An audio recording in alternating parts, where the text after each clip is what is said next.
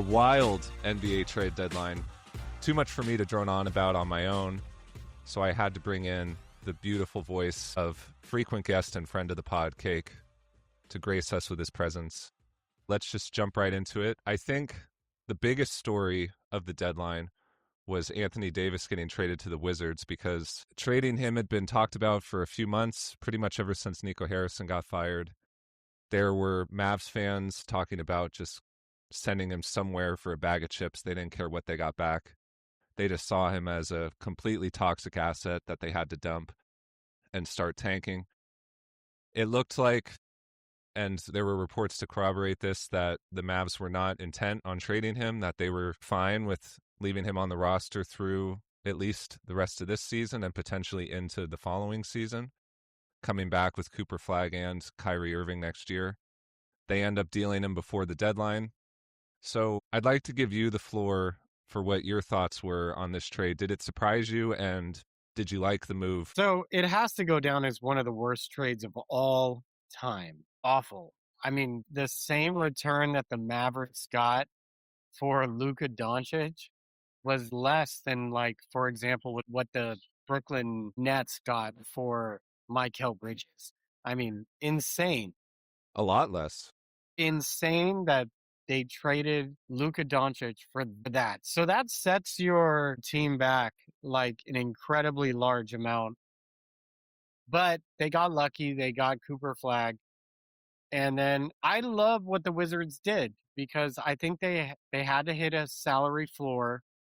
And I'm pleased with what the Wizards did by filling that. Do I like the Trae Young fit and Anthony Davis fit?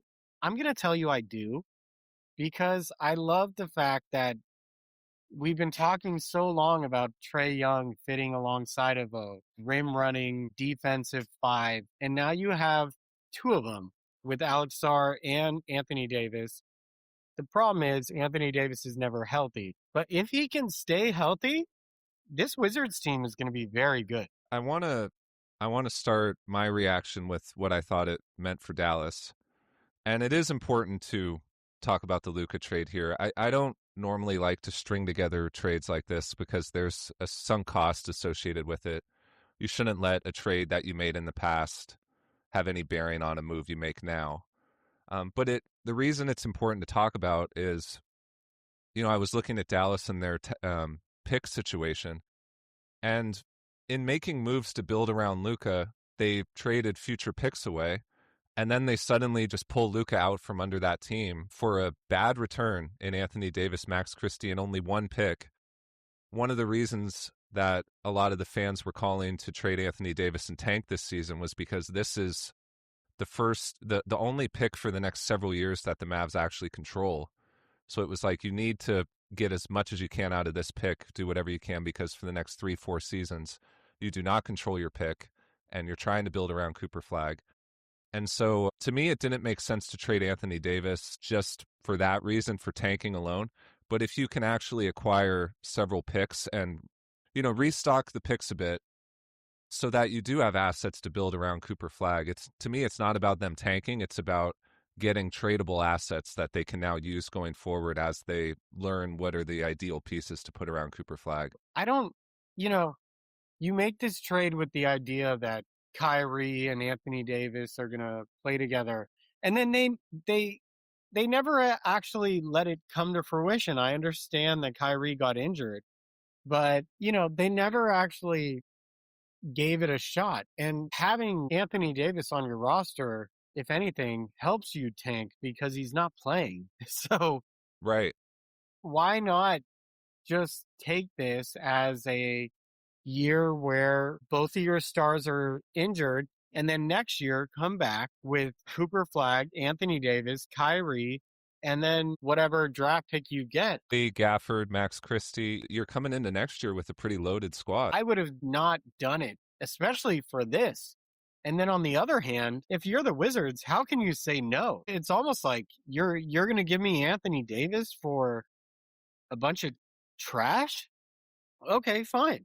Yeah, why not? It's exactly how they ended up with Trae Young too. It's almost like they both fell in their lap.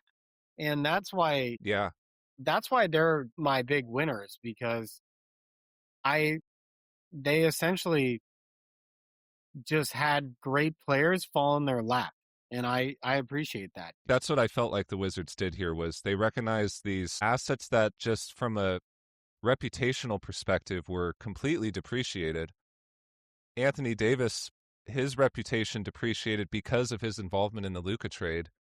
He already had this reputation of being made of glass and injury prone and missing games all the time. That Right. doesn't change. That was the case even with LA. But he's involved in this Luka trade, and now there's a sentiment among fans, especially, but the media as well, that he is even further depreciated just because they're comparing him to Luka. And to me, that's a misjudgment of an asset when if you just take Anthony Davis on his own, he's like somewhere between 5 and 10 big men in the league. He's still an all-star caliber player, an excellent defender, a very capable scorer. And now you put him You know, next to Alex Starr, who's also a very capable defender who can block shots. I mean, they're going to be able to defend the rim at a very high level. and Bilal Coulibaly at the three there, that's a formidable front line. But going back to one area I will disagree with you on is I do think that if you're Dallas in today's climate with the amount of picks we're seeing in trades, we'll talk about the Jaren Jackson Jr. trade next, but he went for 3 picks. I think they just couldn't pass up the opportunity to get 2 first-rounders in return for Davis. And I think that they prioritize getting picks because they don't have any. They don't have any under their control. And so I think you kind of have to do it. They found really the only team that had an interest in paying Anthony Davis and featuring him on their team and the willingness to give you 2 first-round picks. I don't think that situation existed anywhere else. And the Wizards understood that and end up pulling off a trade for Anthony Davis, getting him for, a paltry return. But from a pick perspective, I think Dallas kind of had to do it Yeah, because, but at the same time, they didn't get a single Wizards pick. The Wizards retained yeah, every single one of their own picks. I mean, insane how that happened. They retained all of their own picks and just sent out things that they received pretty much as like they received these picks really as a product of being a salary dump right, location. And right. that's why I love that. So if you were to Can give I it just say one thing on this note, too? Because you make a great point about these extra picks that they have. I see the media and fans all the time when trades go down and picks are involved. They're like, "Oh, that pick's not going to be worth anything. right. That's going to be like a late 20s pick or whatever. Like that team's still going to be good in 2027 or just purely looking at it in terms of that pick's going to be in the 20s, who cares? The reason it matters to acquire those picks is so you can make trades like this. All right, but if you were to give a grade, give I know you don't like doing grades, but give me a grade for both these teams. I would give the Wizards an A, Okay. and I would give Dallas a C. I think from the perspective of if you're going to trade Anthony Davis, I think this was the best deal they were going to get Yeah. within the next couple of years. And Yeah. if they weren't interested in extending him, that's what this comes down to. I also think last couple things I want to say about both these teams. I think that Anthony Davis and the Mavericks were just not aligned. I think the Mavericks said, we want to shut you down the rest of the year because we're trying to tank. Anthony Davis is like, well, I'm trying to get a contract extension, so I want to play. Are you going to give me that extension? Dallas is like, well, no, we're not interested in extending you. And he was like, all right, I want to be somewhere else then. Well, see, that okay. That's something I didn't think about. I didn't think he was trying to get out of Dallas. That was not my view. This to me was a view of Dallas just trying to reconfigure their roster to build around Cooper Flag. And that they didn't look at Anthony Davis as like an asset. They just kind of like just traded him for whatever they could to get him off the team. My last thing about Washington is they beautifully not only pivoted out of tanking towards actually getting some meaningful minutes and time for their young players. The idea that you should just tank for years on end if you're not going to win the title, it's like at some point you have to start your ascension. And I think Washington recognized who cares if we're the 10 seed next year or 8 seed or whatever. The point is start trying. They've had enough reps. There's a point when you draft a player where you need reps to get them used to the NBA. After that, you have to start actually investing in them, getting them meaningful minutes, get them in the playoffs, and they get a taste and they get swept and they come back next year like, I want to get back to the playoffs again. You have to kind of start that process. And I think they recognize that now's the time to do Yeah, that. They have enough youth. there's They don't only need to so keep many tanking. years you can be awful.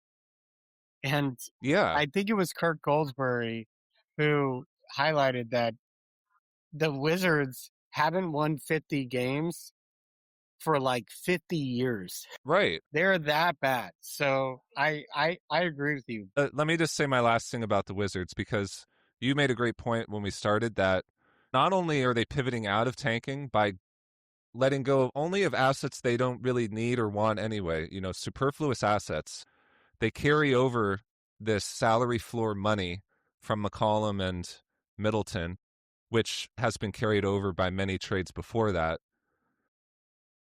And they end up with Davis and Trae Young without much damage done. I mean, they're just have two new guys at the top of the cap sheet. You look at the cap sheet, you have Davis making 54, Trae Young's making 46, both under contract for next season.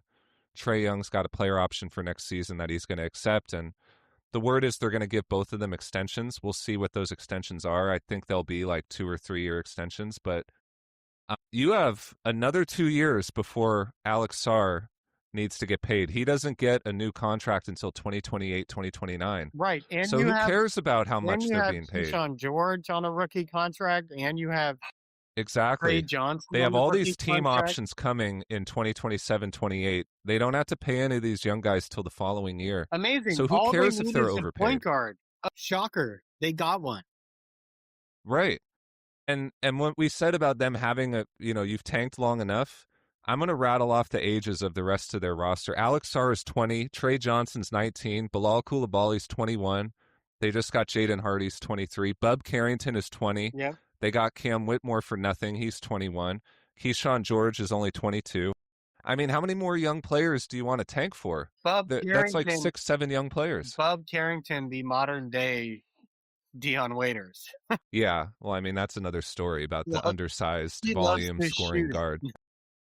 He'll go out there and he'll just shoot it. Um, but no, I agree with you 100%. That's why I hate what the Mavericks did there. So if I were to give a grade, I would give the Wizards an A. I agree with you. If I were to give the Mavericks a grade, I'd give it a C minus. Okay. I'm not going to give it a D, but I'm going to give it a C minus because that was horrible. Like I would have rather just kept him rather than have the assets that they have. But moving on, one thing I Yeah. do love is when teams maximize on the trade value of their player. And I swear to God, the Grizzlies have done that again. They did it again. They did it with Desmond Bain. Now they did it with Jaren Jackson. Unbelievable how much they traded these mid players for. And I love the trade for the Jazz. This is not a shot on the Jazz because I do think he's a very good player to be alongside of this roster moving forward. But unbelievable how much value the Grizzlies have been able to extract from players they drafted, and they didn't accumulate them through trades or anything else like that. So I give the Grizzlies a lot of credit for how well they've done when you look at both trades. I'm looking at it in the cumulative sense. Both trades together have yielded them 7 first rounders for Jaren Jackson and Desmond Bain. Yeah. No, you make a great point, and I mentioned this earlier about Davis when they got 2 picks for him. This is a new day and age where unless it's Kevin Durant or Giannis, unless it's a top 10 player, you're not going to see more than 3 picks traded for somebody. And I think that Memphis saw that as a state of the league and said, now's the time to get 3 picks for him. If we wait another year or two, maybe he has another injury. I mean, Yes. Jaren Jackson Yes. Jr. is no stranger to injuries. Yeah. Great point by you. You know, Timing is everything. Great point by you. like we need to strike here. And Yeah. the other part of the timing, you look at the standings in the West, and we talked about this the other day. How many of these teams in the West are all out tanking, like Yeah. actively unloading and selling players? Right. Down at the bottom of the West is, Memphis is in 11th right now. You have then Dallas in 12th, Utah 13th, 14th is New Orleans, and 15th is Sacramento. Sacramento's not even selling off; they're just bad, just because they're awful. But New Orleans traded their swap, thinking that they'd be good this year. That's your They did team, not by the trade Herb way. Why Jones why are you or talking Trey why are Murphy. you talking trash about Sacramento? That's We'll your get to team. Sacramento when we That's get your to the team. Chicago trade. Come on. When we get to the Cleveland trade they did. But Utah's a buyer now in Jaren Jackson Jr. New Orleans did not trade Herb Jones or Trey Murphy, which Yeah. people thought maybe they would trade Wild. one of them. So Wild. they're trying to build. Dallas has And Cooper New Flagg. Orleans is not going to get their first round pick because they inexplicably gave it to the Hawks unprotected for Derek Queen. Right. Unbelievable. Wild. They're not even And then trying Derek to Queen tank. They're has like, just so bad that they're tanking because they're that bad. They have Jordan but Poole, Memphis who I is, have told you, yeah, I went on record. I want a victory lap yeah. this because I No, said he you was going to deserve be that. out of the league in 4 years. He hasn't played since January 17th, and he's healthy. His own coach knows he's a piece of trash.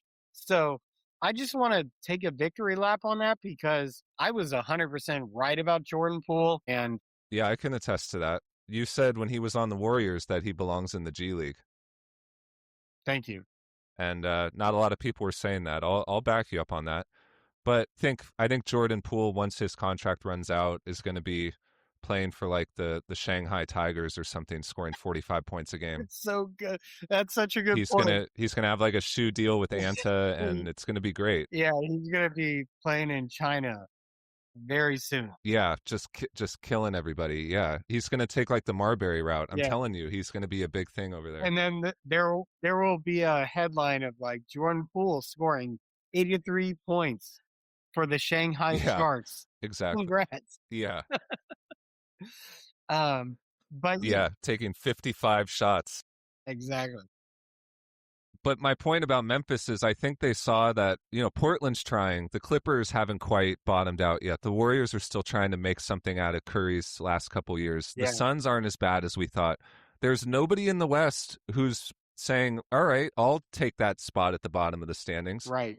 And so Memphis is tanking without even having to try. Right. All they had to do was trade Bane and Jaren Jackson Jr., and they vault themselves to the bottom of the West just by doing that alone. Yeah, I So agree. I like what they did. What do you think about their Still, asset accumulation? What do you think about that? yeah. I mean, they pulled the ladder up behind them with that Desmond Bane trade. Yeah, Like I said, like we're not going to see trades like that in the second apron era Yeah. unless there's another CBA change. 100%. A market inefficiency. These teams don't quite know what environment they're in yet. We do. So yeah, we're going to fleece Orlando Yeah, for 4 picks and 2 swaps. Yep. Unreal. Unreal. And a year later, they trade a better player, Jaren Jackson Jr., less of a return. We've been on that for a year. We've been criticizing that Bane trade, and then look at them.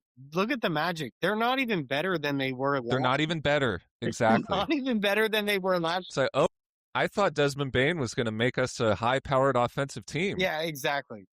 Now they've had injuries, one player doesn't do that.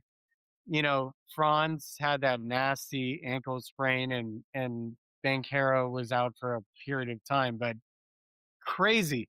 They wanted to capitalize on this weird gap year in the East where it was a vacuum where some random team would go in there, and they're fighting for the play-in, and they traded 4 first-round picks for this guy. That's what I said. We were Yeah, 100% and the thing about the picks, him. right? Everyone is like, these are picks in the 20s. Yeah. Are you sure about that? Yeah, we were 100% right about that. And now when people talk about the Magic, they're talking about like, should we trade Banchero? Should we fire Jamal Mosley? And it's like, Jesus, you want to trade your best player? I mean, that's the conversations that are going around for a team that has all of their first rounders owed to another team. I know. So I think that... And it goes to show you how fragile a rebuild is, how making a decision like that can completely derail it. Yeah, I mean, the Magic might be absolutely, for lack of a better word, fucked. if they don't figure this out, because this roster can't shoot in terms of defense. It's outside of the top 10 in terms of advanced ratings. Their their defense and offense has gotten a little bit better over the years, but Franz is injured. And then you look at them versus the fucking Celtics, who don't even have their best player and Yeah, are like 34-16. Why? Because they're a professional basketball team who can score right. and they can actually play. Awful job by the Magic. By the way, while we talk about them, they are my biggest losers of the trade deadline. The deadline? They're easy. They're like, Well, F. they can't participate in any trades because they don't have anything to trade with. That's why they're an F. And we said that when the trade went down. Like, I saw a lot of NBA talking heads downplaying the idea of opportunity cost because what player better than Desmond Bane were they going to trade for? It's not about one big trade. It's about the ability to do stuff. Right. You gave up picks in these alternating years to the point where all you have are swaps in certain years. And so now you have to actually trade away some of these young assets on your roster if you want to do anything. Like a Meta Magic, they could have had Trey Young for like nothing, for like half of what Exactly. they paid for Desmond Bane. Literally half But of no, what they. we had to get rid of this KCP contract. We just could not have it on our books. Unbelievable. You could have used that to get Trey Young. I know. Like literally, they could have traded away half the assets they sent away to get Desmond Bane, to get Trey Young. I mean, unbelievable. So that's why they're I know. my biggest F. 100% F. Fair enough. And I give But let's get back to I Memphis give and the Utah. Jazz like a B plus. I'm curious what this team's gonna look like on the floor once Walker Kessler gets back, and they're gonna have to run Markkinen at the three. So we'll see how this team plays. I think it's really for me, it's kind of an investment in Keontae George. I think they saw Keontae George and they were like, this is a guy. So we like this guy, so we're gonna build a roster around him. And then for the Grizzlies, I give them also a B plus because they're asset accumulating. It's problematic that they didn't get a single Utah first rounder. Yeah, I mean, same thing like Washington. Utah gave up a bunch of extra picks that they collected just from facilitating trades. I think Memphis, though, like Dallas, just saw an opportunity to get multiple first rounders in a market that's going to get tighter on that. And I think that they just saw their window to tank for the next couple of seasons before the Clippers crash down, before the Warriors crash down. These other teams at the bottom of the West with them are young and are presumably going to be a little better in a couple of years. They just saw a vacuum and filled it. So I don't mind what either team did. I thought both teams acted prudently. Utah, I like that. I like Markkinen, Jackson, and Kessler together because Jackson and Markkinen are perimeter players. And I like that they can do fully 5-out lineups. They've drafted a bunch of guards over the years. And so they can do fully 5-out lineups and open up the paint. I think it was time to give Lowry and Will Hardy okay, we've kept you guys in the cellar long enough. We need to Right. let you stretch your legs because Lowry Markkinen's 28. How many more years of his prime are you going to ask him to not play in March and April? Right. He wants to be in the playoffs before he gets into his 30s. It was time to do something. They have plenty of youth on their team, like we were saying about Washington. They've accumulated plenty. It was time for them. So I think Utah is a smart team. I expect them to make prudent moves here going forward. They still have all their picks. It'll be really interesting to see if they're able to hang on to their pick this year. I think they're going to find a way to report some nagging injuries from Jaren Jackson Jr. and make sure they keep that top 8 protected That's the pick. big thing. You hit the nail on the head. This trade is very bad if they don't get to convey their pick. If they keep the pick, it's an incredible trade. But if they lose it, because the upcoming drafts are not anywhere near as good as this one is. So if they keep it, plus. But if they lose it, oh, they're going to be fucked. Yeah, I wouldn't say they'd be fucked, but I think they're going to do what they have to make sure they keep it. And in fact, that's an overall theme, I think, to a lot of these trades that went down. everyone's talking about pre-agency, that free agency isn't really a thing anymore. You have to trade for acquisitions. Yeah. And a lot of these teams that were supposedly tanking decided to do that now. I think that they're going to find a way to shut guys down to continue the tank for the rest of this season, and they don't care about next year's draft. So there's going to be a lot of healthy scratches, and it's going to get kind of disgusting down the stretch here.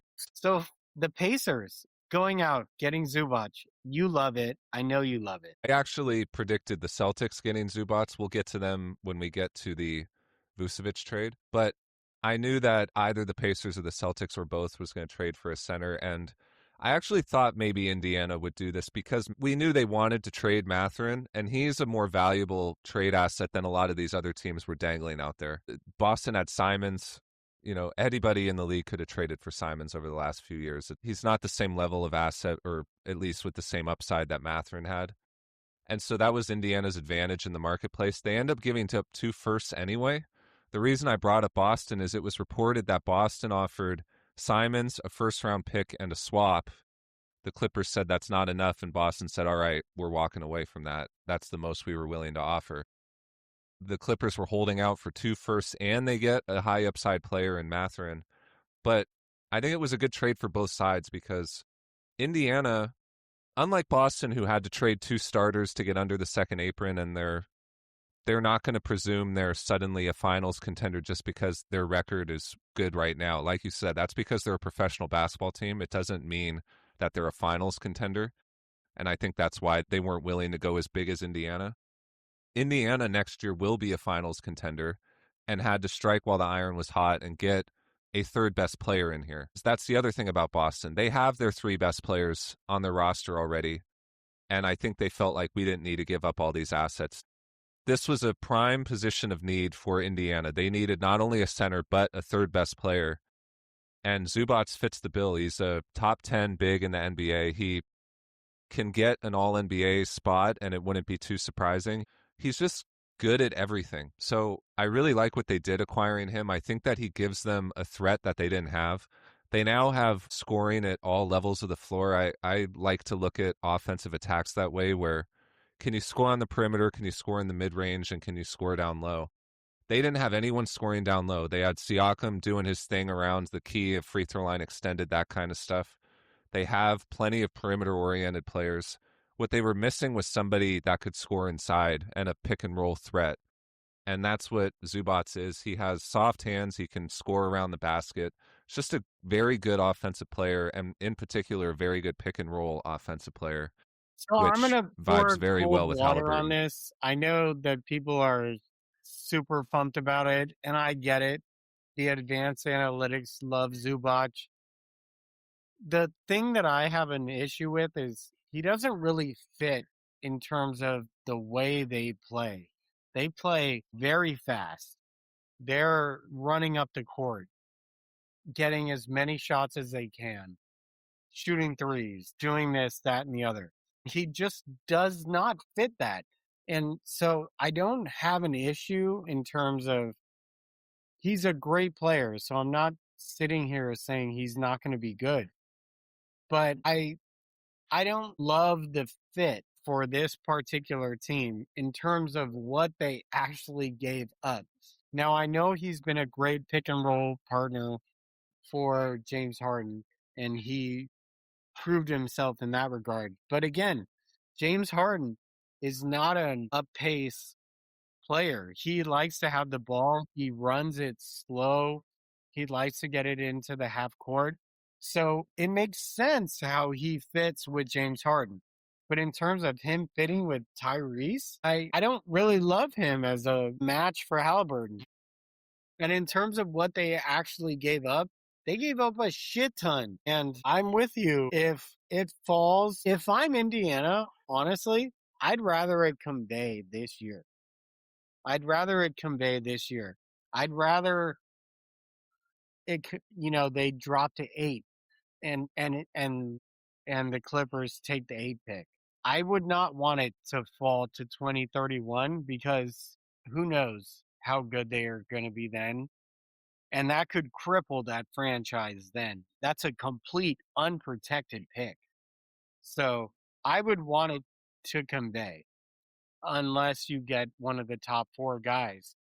So, um, if I were to give a grade, I would give I'd give the Clippers like a A minus, to be honest. I thought that would they really sold high on him because I don't know how valuable Zubac is.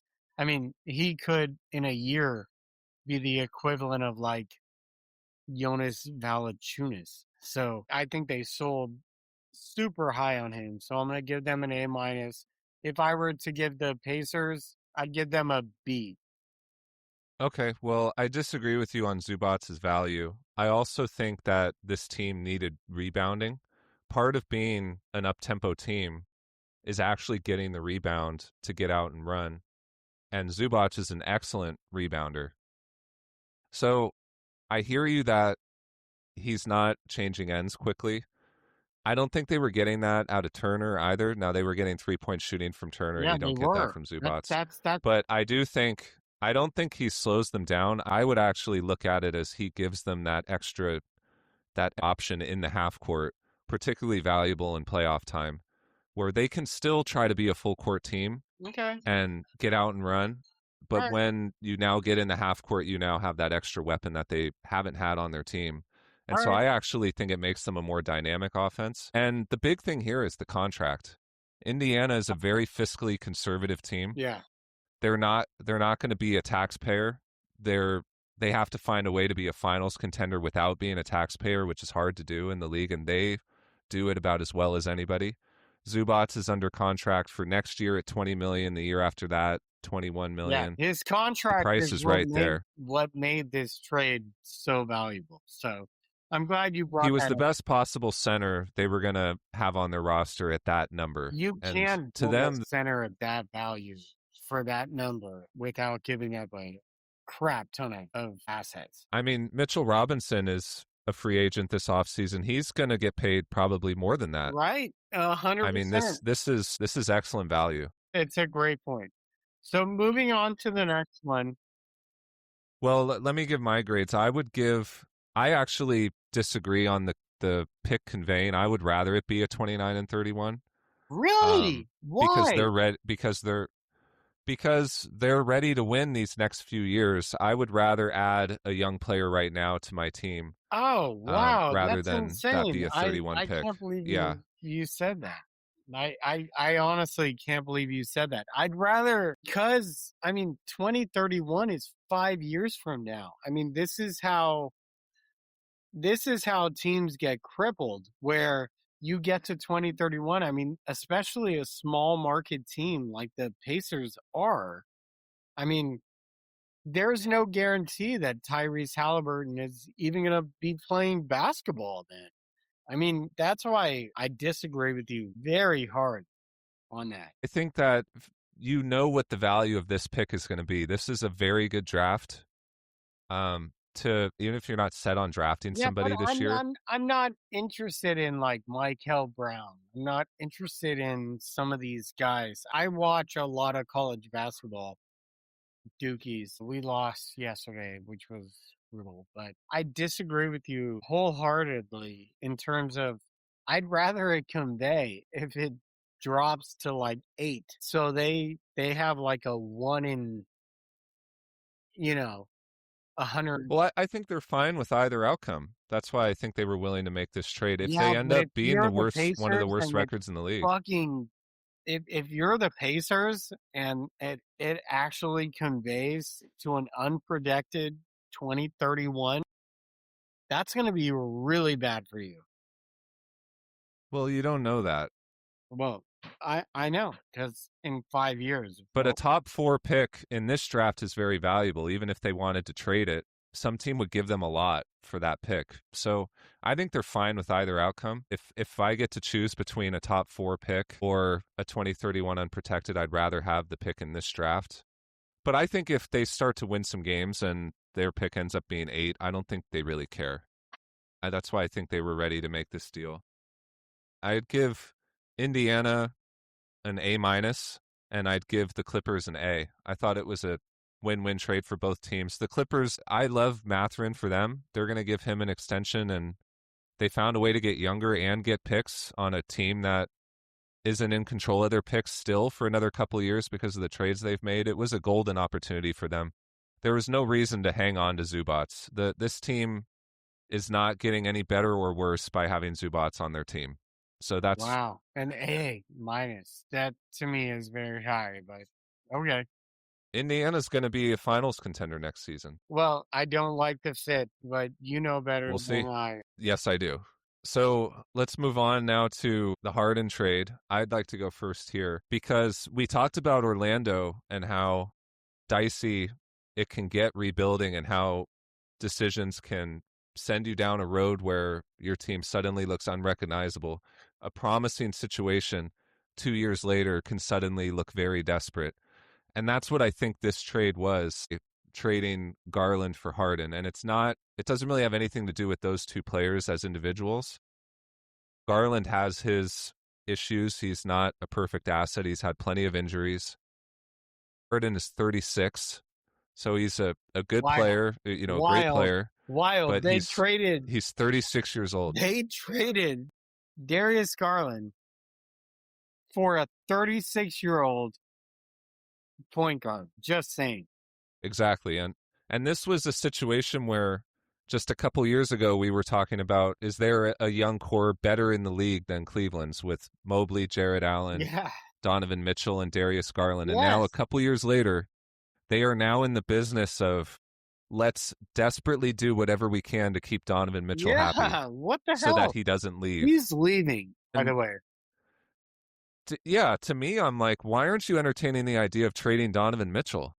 I wonder if you don't think this team really has it. Instead, you're going to take a flyer on trying to make the finals this season. Nobody's talked about this, but you hit the nail on the head.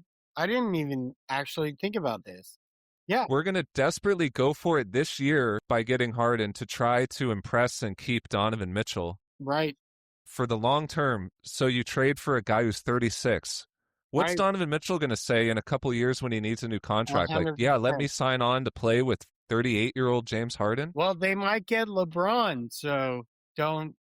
I think they will get LeBron. LeBron might sign for the minimum, so. I think he will. I said that like well, that team months is ago. Fucking nasty. If it's Harden, Donovan Mitchell, LeBron, Evan Mobley, and Jared Allen, that team is a fucking super swap. I just thought they had much more of a runway with Garland. And so I actually saw this trade as a bit of a salary dump from Cleveland's perspective. Yeah, 100%. This is a repeat second apron team. Yep. We saw Boston desperately try to get under the second apron because of this. So, yeah, Cleveland, they swapped that long-term Garland money. Garland, let me look up what his contract was. But both him and Harden made about the same money, but the difference is Harden needs a new contract next season, and Garland is under contract for 42 next year, 44 the year after that. Yep. That is an overpay for Garland. So Cleveland needed to shed salary some way, and they saw this as... You don't like this for the Clippers. I'm sniffing that. No, I do like it for the Clippers. You do? Because to them, the overpay doesn't matter. Oh, okay. Like, what do they care? They have to give the money to somebody. Well, once we see this ascension suspension. Yeah, well, to me, that's a non-factor. Because the Clippers are running on fumes of this Kawhi era team anyway. Yeah, I think they're ready to pivot in a couple years. I think they're going to penalize them multiple first-round picks for like 3 years.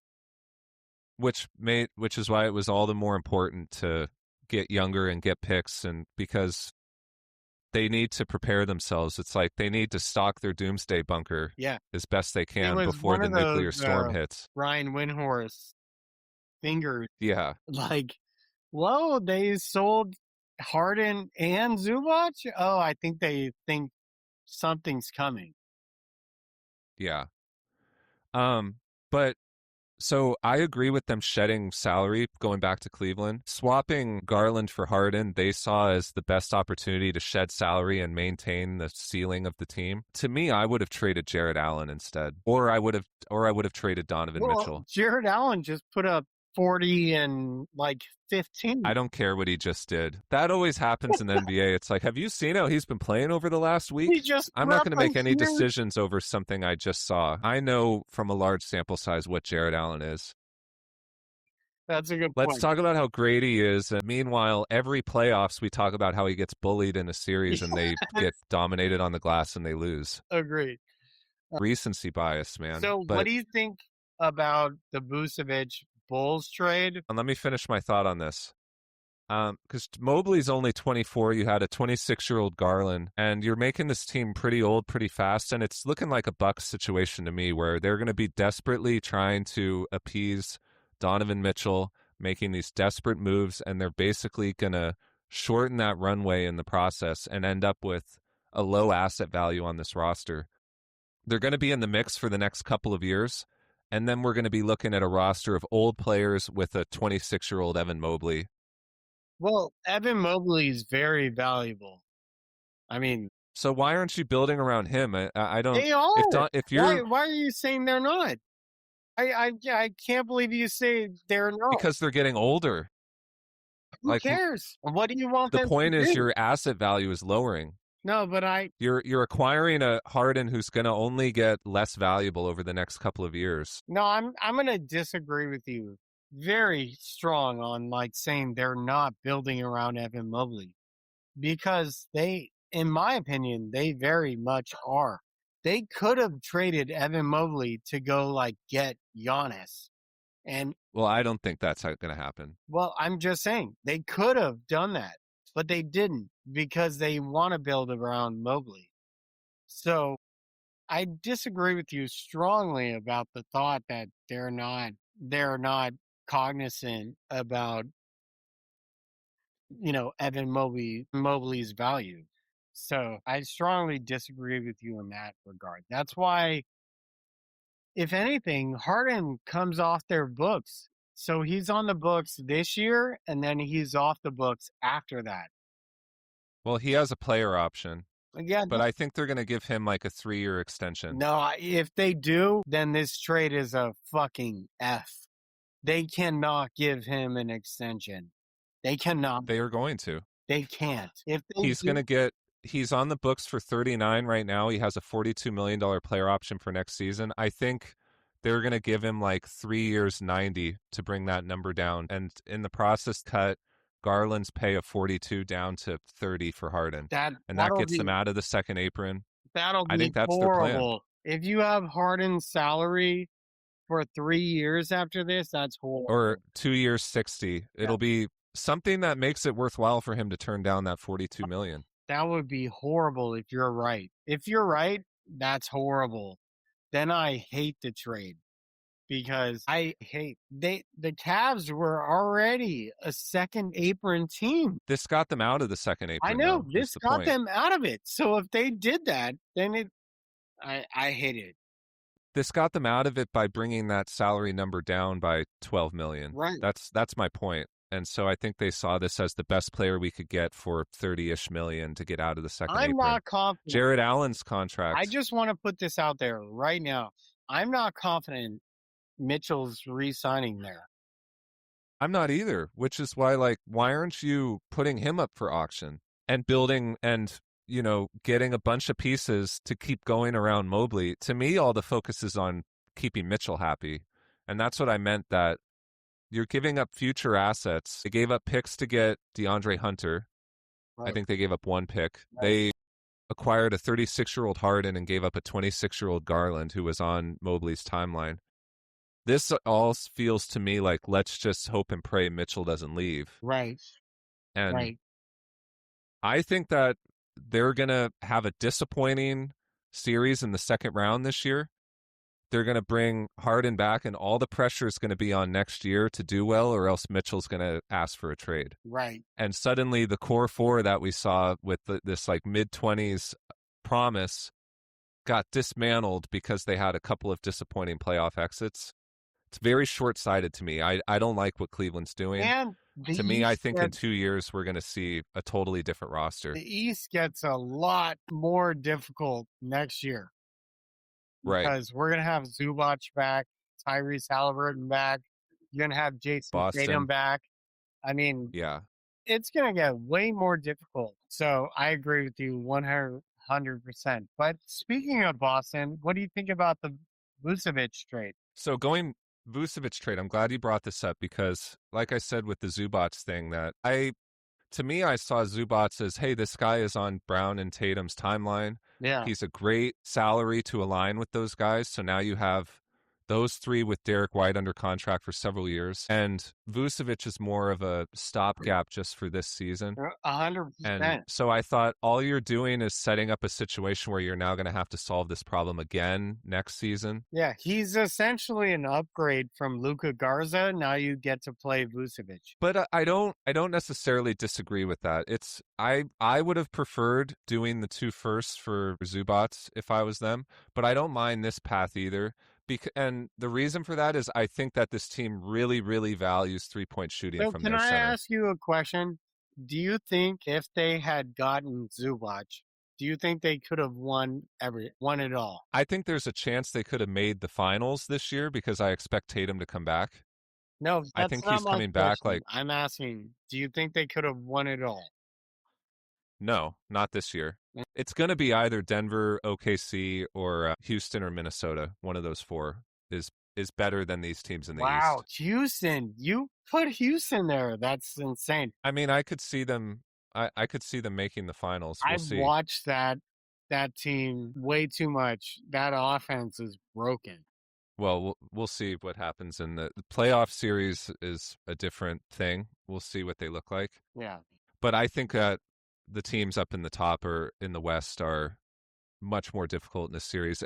I mean, except Detroit. Detroit is tough. Yeah. They're going to Detroit's play a very well good in a series. I watched Asar Thompson guard the shit out of Jalen Brunson and like play him extremely well. So Detroit's the only team I think could actually win the finals. But anyways, going back to Vucevic, I think that Boston really values 3-point shooting from their center. And Vucevic is a very talented offensive player. he is. He's not just a guy that can score or whatever. He actually makes plays. He makes good decisions with the ball. He's just a smart guy to have on the floor. And after they had Porzingis and Horford as these dynamic offensive weapons, that's what really took them to the next level. And they could check that box with Vucevic without having to give up a pick. So Boston has all their picks going forward. They didn't cost them a second rounder. I mean, they traded one, but they got one back too. So all it really was a swap of Simons for Vucevic. And to me, it was them saying, we know our record is good, want to put our best foot forward for this playoff run. We do not have the misconception that we're contender to win the championship. So we're not going to go too far with a trade to improve our roster. We're going to improve the team for the playoff run, do as best we can. We're not going to give up multiple assets. We want Tatum to come back. We want to see if there's anything else we need on this team. The top of the roster still looks the same, but this Drew Holiday spot that was in the starting lineup, this perimeter defender, they may still need to replace that. I think they feel that that's more difficult to replace than finding an offensive center. Vucevic was very easy for them to acquire. He's a guy that they're presumably going to bring back next season as well. It was just a very conservative, smart move. I would have taken the bigger swing if I was them. Vucevic is 35.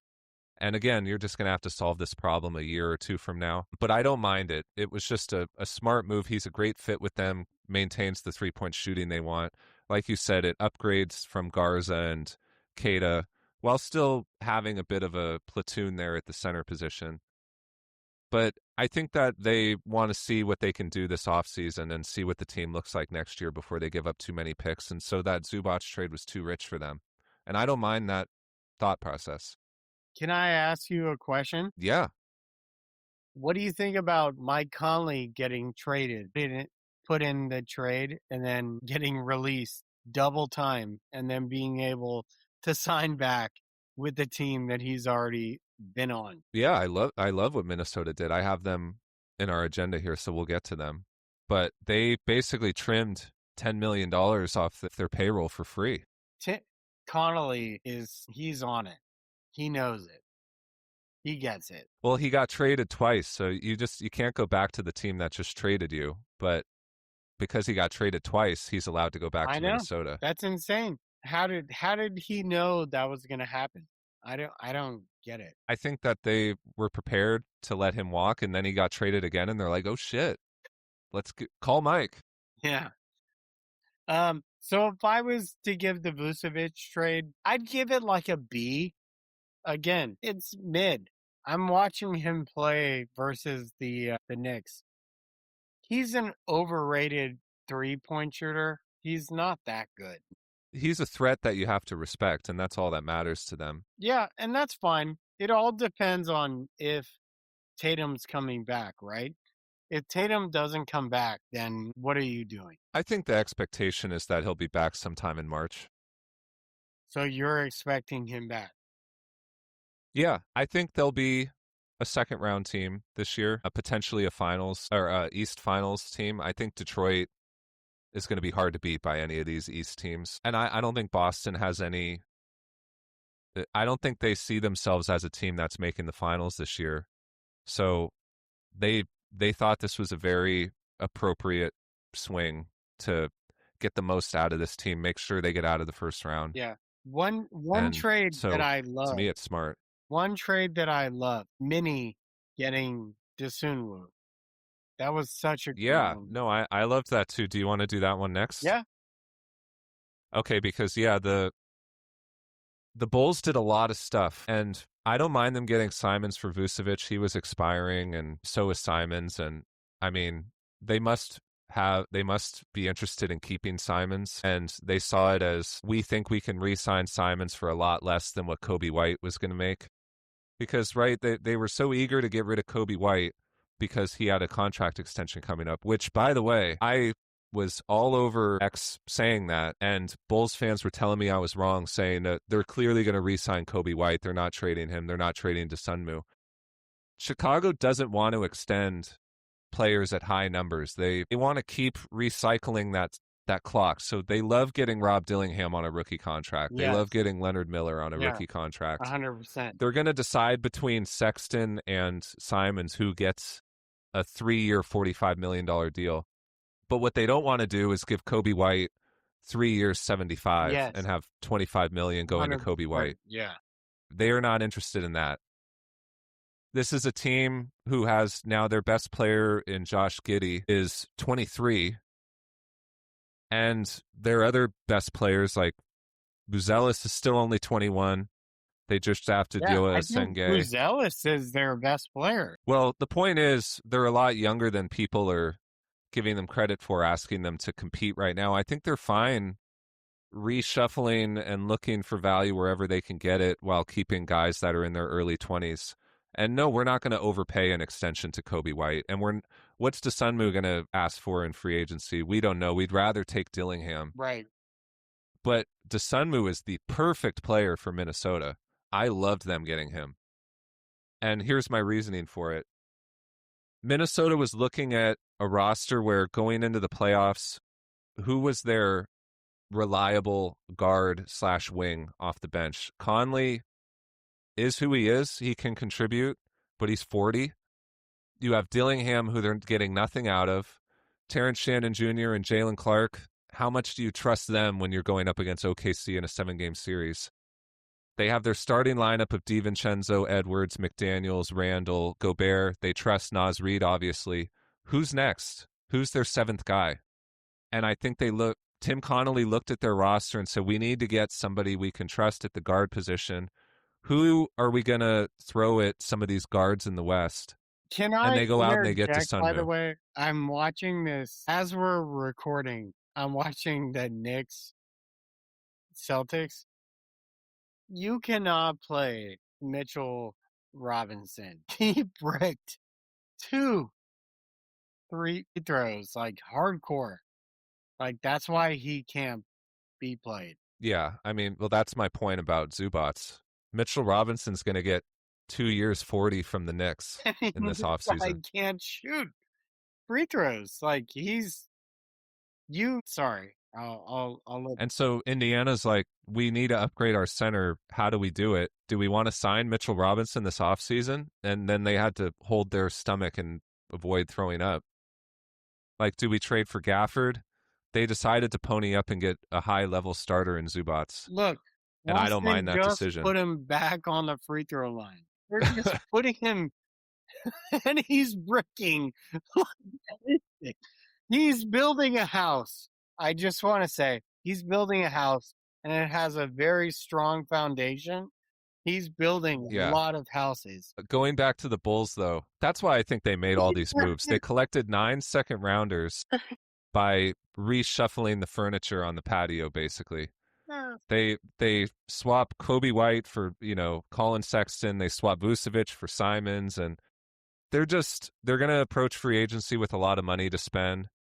They're just trying to see what they have behind Giddey and Buzelis, and those guys are young. They have plenty of time to build around them. So even though it looks like what the hell are they doing, I think they just saw this as we're not committed to any of these guys, so we're going to collect all these second rounders just because we can, and we're going to ask Billy Donovan to get us in the play-in. And that's just how they run their team right now. They kind of operate their team like a baseball team that is just looking to spend as little as they can on salary and hopefully we make the playoffs and get some of that sweet playoff revenue, but we're not going to be a taxpayer. They're coasting off the revenue from the 90s Bulls. Yeah. We had this blessing of having this world-famous Bulls team, and now they have some of the most popular merchandise in the NBA. They were very good with Derrick Rose and Joakim Noah. Yeah. That team, that was a very good team. I loved that team. I thought that was a very good team.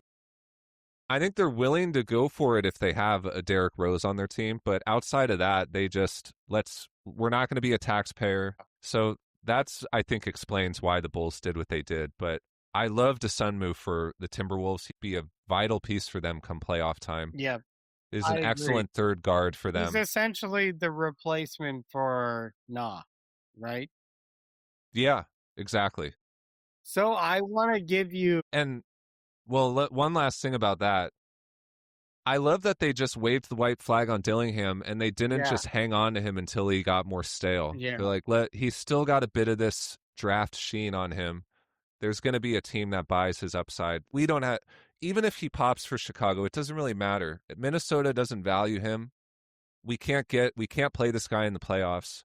So let's trade him. And they get a 26-year-old who's a couple years older than Anthony Edwards. Minnesota is going to be hard to beat in a 7-game series. Right. So I won't be surprised to see them in the finals. I won't be. I want to give you lanes to land this plane, bro. The Warriors trade. You hate it. I know you hate it. I want to hear your rant.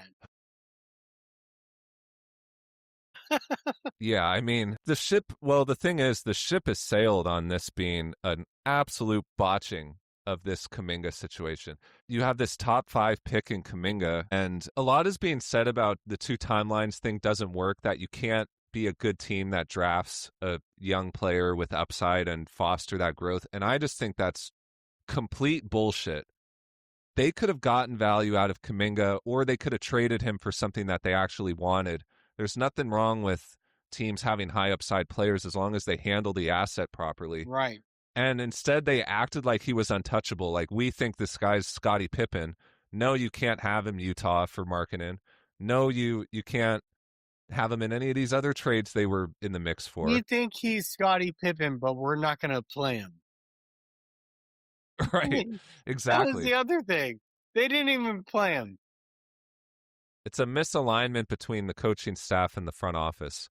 The front office just thought this golden asset that everyone wants. And it's like, oh, it turns out that's not the case because you don't play the guy. It's such a good question because do you think Steve Kerr is going to get fired? No.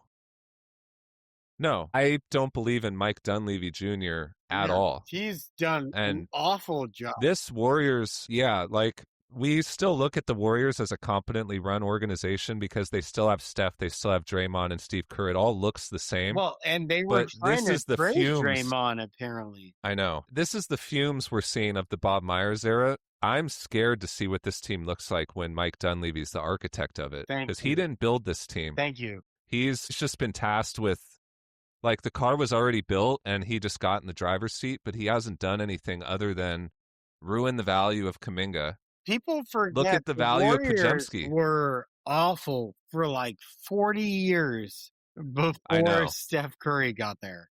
Like awful I know.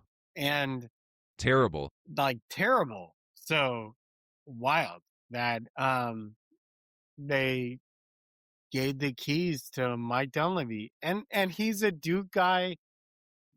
I love him, but he's done an awful job. So I think what their rationale was, we can't like keep this Kaminga situation going. It's toxic as hell. Like we aren't able to trade him for anything. I mean, I don't know why they didn't before the season. Just take Monk and the Kings pick. Why did you Right, not want the pick? right, right, Instead, they're right. like, no, we think we could do better. We think that we could trade him for Giannis. And then they'll go and get Kristaps, like wild. Like the guy has played 14 games this year and has a wildly weird nerve injury, like that you can't Yeah, he was predict. diagnosed with POTS. Yeah, like wild.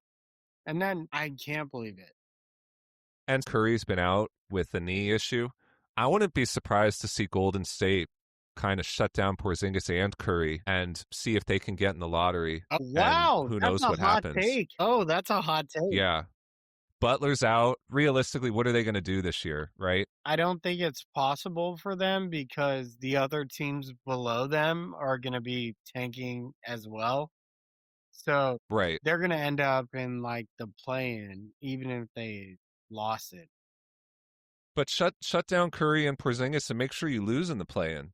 Dallas last year lost the Yeah, first play-in game, great point. and they jumped up to the number one pick. Like you never Yeah, know what could happen. great point. They're like, hey, let's just make sure we don't get out of the play-in. But maybe they botch it again, like the Wiseman shit.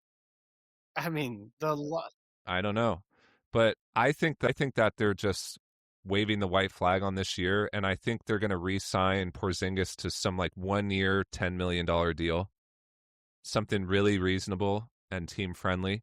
And they're going to come into next year with whoever they draft this year. They'll get Butler back in February, and they're going to see what they can do in the playoffs with Porzingis and Horford and Draymond, Butler, Pajemski, Curry. can I ask you a question? You You may. think Kuminga is good or no? I do. My problem with Kaminga, I was so concerned. I don't know if you heard on the Hoop Collective. It was during the summer. Kaminga's agent was on an episode, Yes, I listened to that. That was good.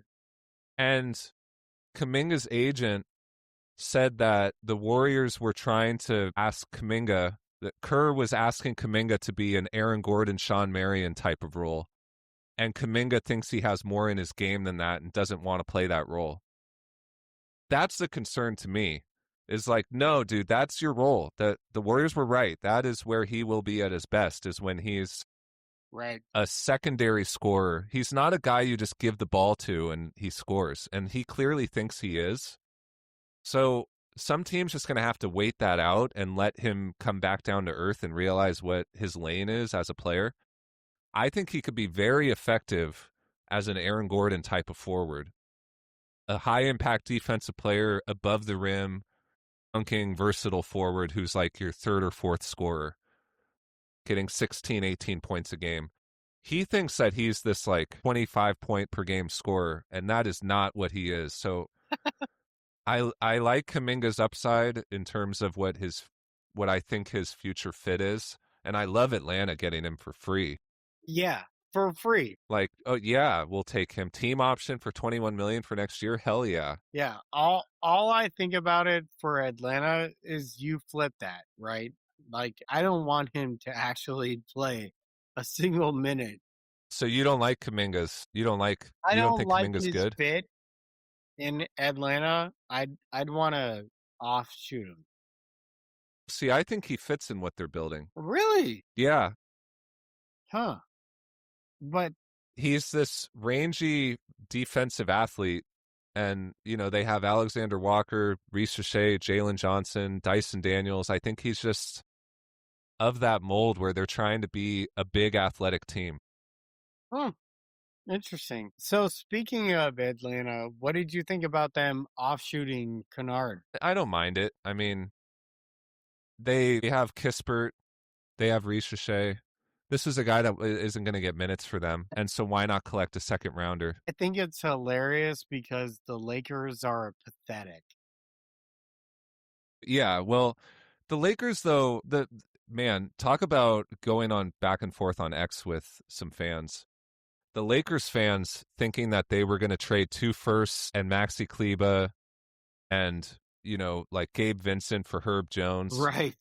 And I just kept saying they're not going to do that. They're going to wait for the summer. The Lakers aren't good. It's Yeah. like they need to realize, the fans do, what the front office already realizes, which is this team is going to lose in the first round. Yep. Yep. So they're a first round exit. Like, that's what they are. Easy. They know it. LeBron knows it. Luka knows it. Everyone knows it except their fans. Yeah, exactly.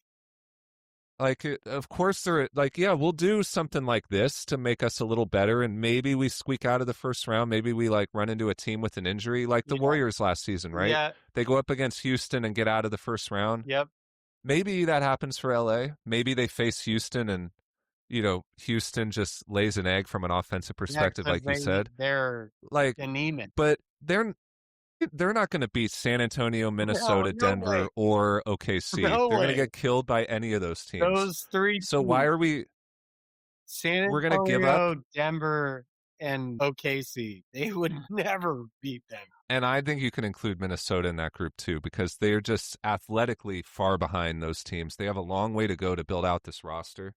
To act like they're one trade away is nonsense. Yeah, 100%. That's such a great point that you brought up. I should throw Minnesota in there because I'm sorry. I'm a Minnesota fan. So I am too. I think that people need to remember that we don't determine the NBA champion by the the model of the regular season, yeah, this marathon. We talked about that a lot in the over-unders. You mentioned it, that youth, defense, athleticism, like deep rosters, that's how you project success in and the that's regular why we season. like the Io DeSunwu trade. Like more Right. athleticism, more switch, being able to switch on the perimeter. I love it. But this success in the playoffs is a different story. You need Right. as strong a 7-8 man rotation as possible Right. that can lock down defensively if you're going to win a series. And Right. the Lakers are not built to win a playoff series right now. So, yeah, they get Kennard because they're getting nothing out of Connect, and you need more shooting around Doncic, and why not? The Like, sure. funniest ever, like, trade me, Dalton Connect. Like, nobody wants you. Yeah. Nobody wants you, just so you know. Yeah. Yeah, I mean, this Lakers roster is thin, to say the least. All right. So, the last thing on our agenda, Jared McCain. I love that trade. Oh my God, yeah. I do too. How do you not love that trade? I was kind of surprised when I saw it. It was a first rounder for this upcoming year, so I think it's OKC's own first, plus a second rounder, Yep. and you get Jared McCain. And Right. Daryl Morey was interviewed about it and said he felt like they sold high, which I thought was like a slap at McCain. Like, God, you thought you sold high? I know. Really? It's so Sam Presti. He's so smart. He sent off a bunch of contracts that were about to hit, right? Like he was about to have to make Jang, this right? decision. You had to. Yeah. The guy that they gave up to start this process was Jang, Yeah. who is due. Who? Yeah, they've used up their runway of team options and stuff. Right. You let him go. We're not going to extend this guy. Like, so either you let him walk or instead they turned him into Jared McCain. How does that even happen? I don't get it. Jared McCain, a guy that this is what I was talking about with short-term memory, where with some of these NBA narratives that take hold. The guy is a rookie of the year candidate. Like everyone was like, "Oh, looks like they got a keeper in McCain." He tears his ACL, and no one said his name since then. Right. And Presti ends up scooping him up For nothing. off the scrap heap. He's been out for a long time, so I think OKC's like, we think he's going to be fine, and Philly's like, we're just going to get rid of him. But you look at you look at OKC's cap sheet. Another reason I think they love this, why Presti loves this, he's going to get out in front of these big cap numbers that as this team gets more expensive. Yep. Next year, Chet Holmgren goes from 13.7 this year to 41.5. Wow. That's insane. Jalen Williams is on the books for 6.5 this year, 41.5 next Wow. year. Good call. So they have a team option on Hartenstein for 28.5. And they have And they have Schwarber coming back once he comes. They went and got Plumlee. Hartenstein's been banged up all year. We're not going to end up in the playoffs where we don't have a center. We could throw at some guys. It's going to skyrocket. But the guy that I'm circling on OKC, Alex Caruso, is on the books for 18 this year, 19.5 next year, 20.9 the year after that. I think we're going to see after this playoff run, OKC in the offseason is going to deal Caruso somewhere to some team that's going to give them a premium. Good call. If they're going to save money with Holmgren and Jalen Williams getting raises, they bring in McCain want to hear what McCain is on the books for next year? Yeah, what is 4.4. That's so good. And then a team option for 6.7 the year after that. Nice. So, yeah, they're going to trade Caruso after this year. Caruso is 31. They're going to trade him at age 32 season. Yep. Perfect. So, as we end this, can I get a prediction? Who do you think who do you think is going to win it all? I think we're going to see a disappointing exit from San Antonio. Yes. Potentially a first-round exit, maybe second round. I would love to see a second round of Denver OKC. You're going to but I think that they're going to finish. You're going to pick OKC. I actually really like Denver. I don't know. One of those two teams is hard to pick against, but no, Denver is my choice because I think that this weird stretch where they were able to have like Peyton Watson and all these rando guys, kind of, your Jaden Pickett's. I think Denver is going to win it. Yeah, I mean, Denver is strong as hell. They almost beat OKC last season. But you're going to pick It's very OKC. hard to repeat. You're going to pick OKC. No, I'm going to come out of left field and pick Minnesota. Oh, I love it. Yeah. Oh, yes. I love it. I think if Minnesota catches San Antonio in the second round, they're going to beat them pretty easily. Hell yeah. San Antonio's like, they're not ready. Like, let's not anoint them yet. They're like 22. Yeah. Like, give them.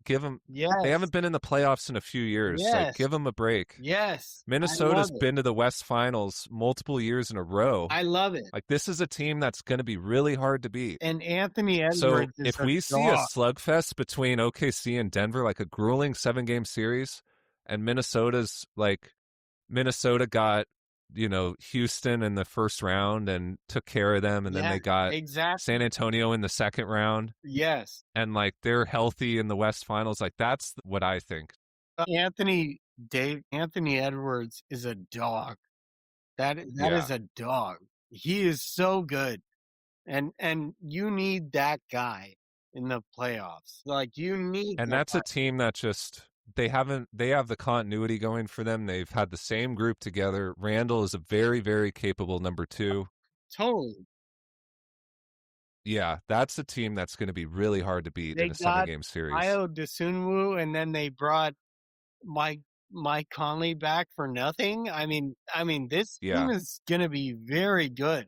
They essentially got rid of fucking Rob Dillingham, and they brought in Ayo Dosunmu, who I think. And I think they're going to get some other player on the buyout market too. Yeah.